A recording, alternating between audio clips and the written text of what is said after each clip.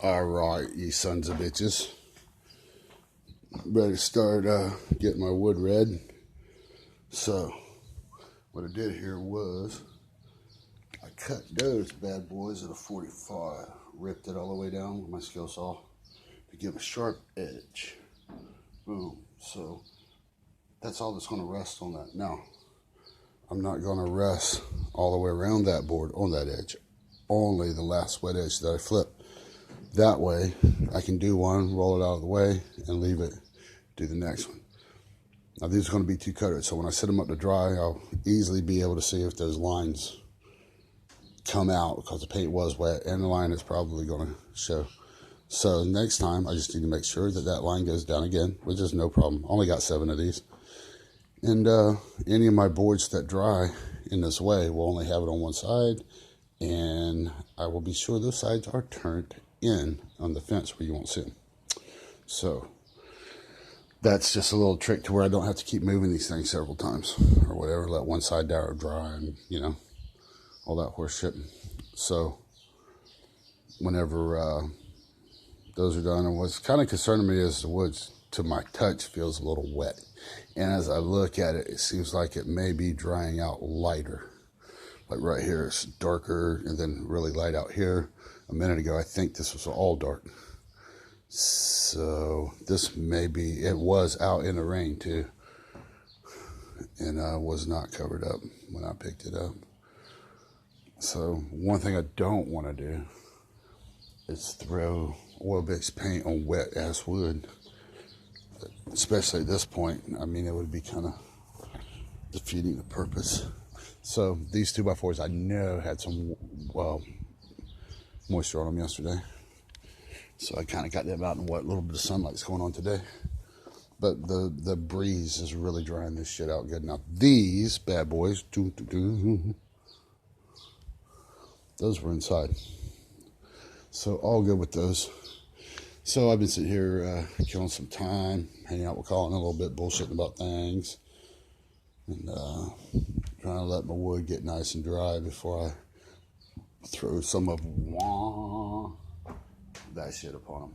Now, I don't know anything about this. This is Woodsman. It's bought at my local hardware store. Owned by a guy that lives like a half a block from it. The same place I buy all my lumber and stuff comes from there. The prices are very comparable with the big places. And if anything is a little more expensive, it's worth paying an extra couple dollars here and there to get personal service. They always stick with you in there and get everything you need. The staff, I know the names of their staff. They're just good people down there, and they've treated us really good here.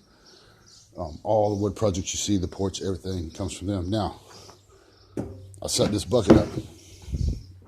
Me personally, I don't like to dip my working tools in the original paint.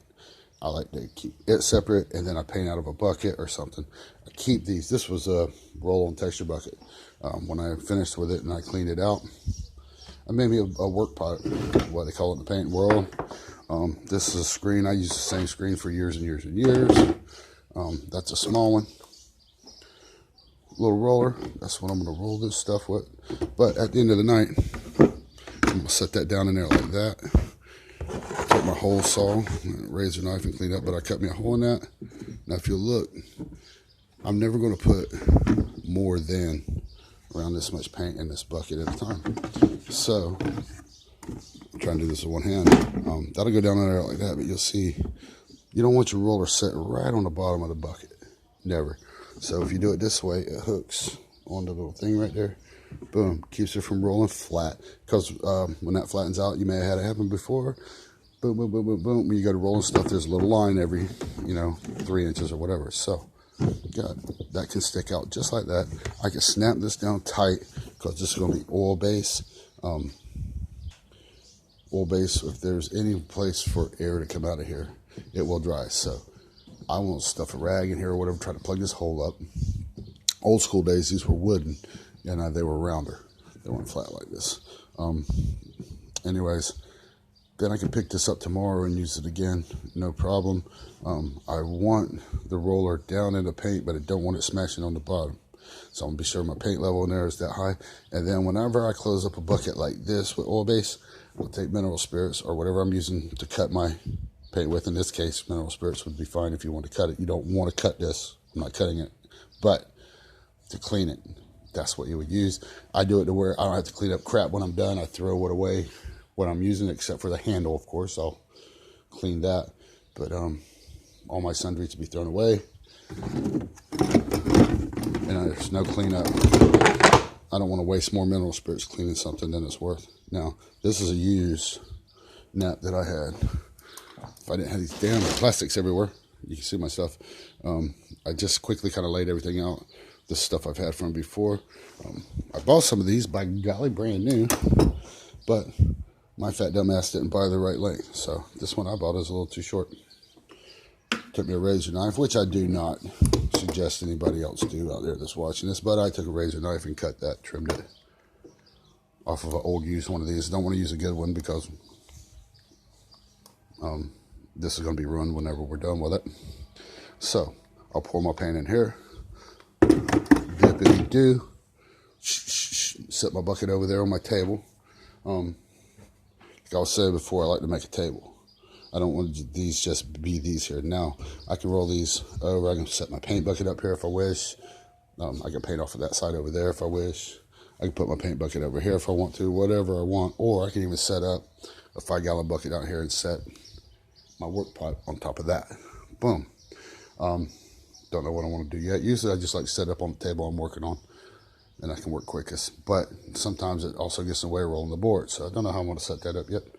But next time you see me, my wood's going to be red, and it's going to be stacked right over there, and it's going to be drying. And then we're going to move on to 2x4s. I want to do these first because these got to go in the ground. That's the first thing that happens with the fence, of course. But I use my 2x4s at the same time, except for the day I'm setting corner posts. Then I don't need them. But when I go to setting my posts, I want my 2x4s because those are 10 foot long. I'm going to screw those directly to these. I don't use those little metal scab things because I don't want anything that will deteriorate. I want all this shit to last. That's why I got pressure treat. That's why I'm using oil base, solid. I wanted paint, but I'm going to use stain. The stain kind of soaks down in the wood better, so we'll rock with that. So I want them all painted before I do anything. The painted ends are going to go in the ground. And then I had to get these a little extra because my fence is going to be around 6. So 6, between 6'2" and 6'6", something like that. I don't know exactly how tall, but it'll be around 6 foot. An 8-foot pole is not big enough. You can scurve it, but I'm not going to do that. I want to be able to plant plenty of this sumbitch in the ground, so it's going to sit and hold for years and years. My gate posts, I'm going to concrete. My corner posts, I'm going to concrete. I may wind up concreting them all, but I don't think you need to if you put them in deep enough and you pack the soil back in around them right. My dad did it for years. He never used concrete in Florida in the wind, which doesn't mean you shouldn't, but he never did, and we never had any sheds fall down. If anything, they rotted down. That's what I don't want to happen here. I want this shit done and right first time, so we ain't got to mess with it later on. Anyways, I'm not going over how I did everything. If anybody's got any questions on any of that, hell, just hit me in the comments on this. Anybody that's ever done any of this stuff and knows what they're doing is probably laughing at me. I could have done this or that. That's fine. If you don't know what you're doing and you're watching this and you go, oh, CJ, I was thinking about doing a fence project, whatever.